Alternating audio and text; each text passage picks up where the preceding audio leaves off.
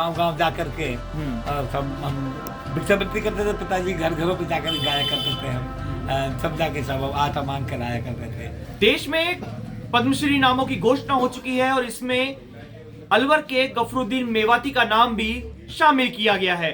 गफरुद्दीन मेवाती ये वो शख्सियत है जिन्होंने 68 सालों में अपने जीवन के करीब 60 से ज्यादा देशों में कार्यक्रम किए हैं और कई बड़े सम्मान अब तक वो प्राप्त कर चुके हैं।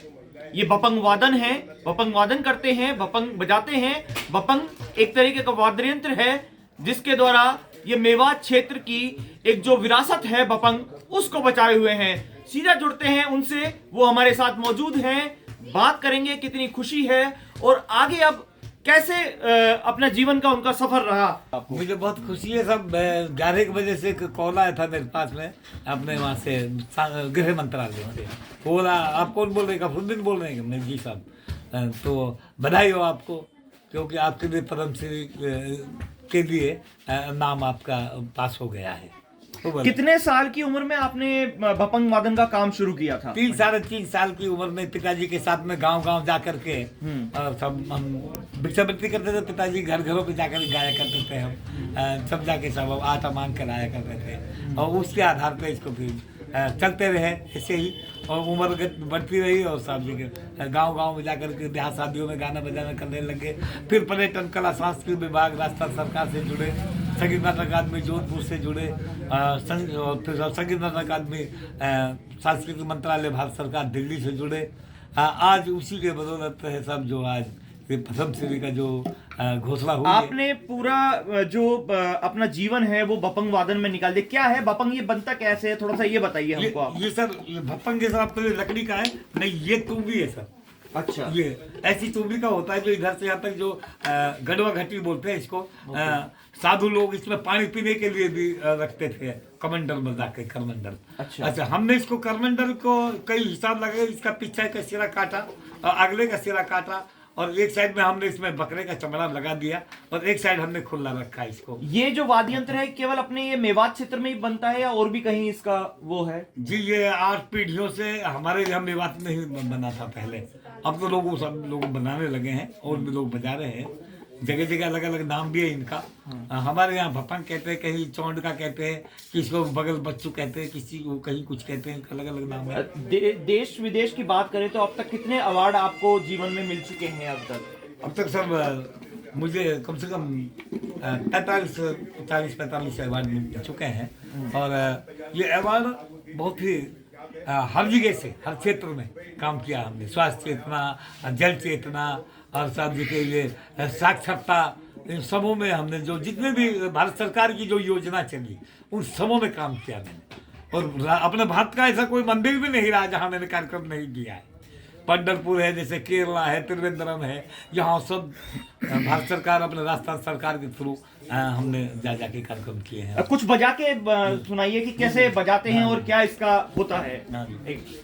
मेरे ब्रज भूम बाकी बसे जा श्याम सलोने कान, वो लूटन लगे गुजरी सकी परगट भये नादान। दादिर कहे जो गुजरी बात सुनो तो मेरी बहना, अभी मैं दद बेचन को गई मिली ग्वारन की सेना।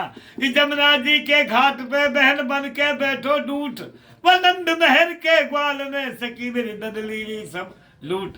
तो कहने लगी बहना वो 12 को तू जवानी में समझ में आए, फिर दद कैसे लूट लियो। तो वो कृष्ण जी महाराज तो बच्चा है, वो बोले बहना 12 के ना आए क्यों? अरे वाक्य घना ग्वाल के ले रहा वो भी ना है एक, और जमुना जी के घाट पे सवेरे तू भी जो देख। तो जैसे कह रही थी, अरे वो बालक तू जवान ही वहां में लपड़ देती 4, और कान पकड़ ले जावती सकी नंद महर के द्वार। ये बहना ऐसे ना है, वाकई बहुत ग्वाल गेले रहे।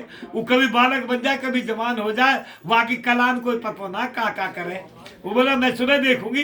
तो दूसरी सखियां इकट्ठे करके जाती हैं, लेकिन जाते इनकी दर्जी लूट लेता है, मटकियों को फोड़ देता है कृष्ण जी महाराज, रूप से बेरूप कर देता है सखियों को। तो या कि माँ के पास, यशोदा जी के पास में शिकायत करने के लिए जाती है। कैसे?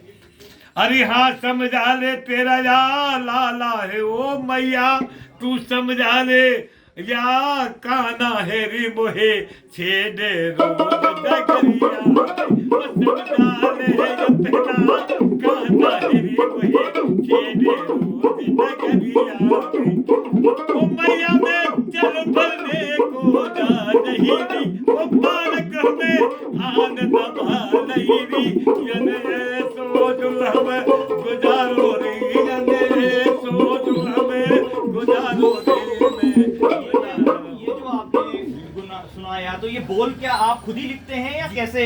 जी हम खुद बोल लिखते हैं अपने, और अपने हम कृष्ण जी के ऊपर लिखते हैं। हर कोई में जैसे प्रचार प्रसार काम होते हैं, जैसे भी तरीका कोई वो उसका वो होता है मैटर, उसी का आधार पर हम गाने बनाते हैं और सुनाते हैं। जैसे साक्षरता है और अब ये सड़क सुरक्षा है, इन पे कार्यक्रम देते रहते हैं हम सरकार में।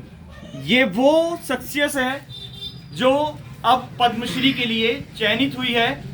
उषा चोमर के बाद अलवर के ये दूसरे शख्स हैं जिनको पद्मश्री मिलेगा, और पद्मश्री की जो लिस्ट हुई है आई है और जो पद्मश्री नामों की घोषणा हुई है उसमें इनका नाम शामिल है। और निश्चित रूप से इन्होंने जो अपने जीवन इस भपंग वादन को दिया, उस भपंग वादन को आज एक बड़ा सम्मान, देश का सबसे बड़ा सम्मान मिलने जा रहा है।